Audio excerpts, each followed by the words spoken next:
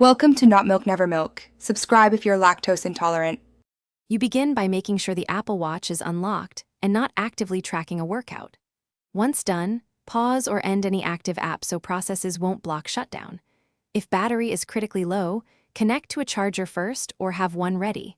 Shutting down with very low power can fail. Now press and hold the side button just under the digital crown. Keep holding until the power options appear on screen. This is the first actionable step to reach the shutdown controls. Once the power screen is visible, you will see Power Off, Medical ID, and Emergency SOS. You can simply drag the Power Off slider to the right.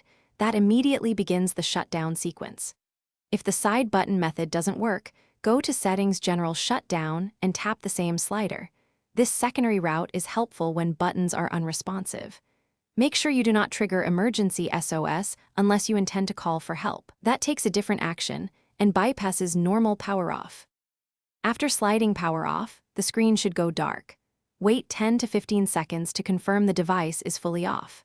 If the watch fails to shut down or becomes unresponsive, perform a forced restart by pressing and holding both the side button and digital crown together for about 10 seconds until the Apple logo appears.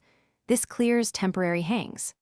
If issues persist, connect the charger and attempt the Settings General Shutdown method, because charging can resolve low power or firmware stalls.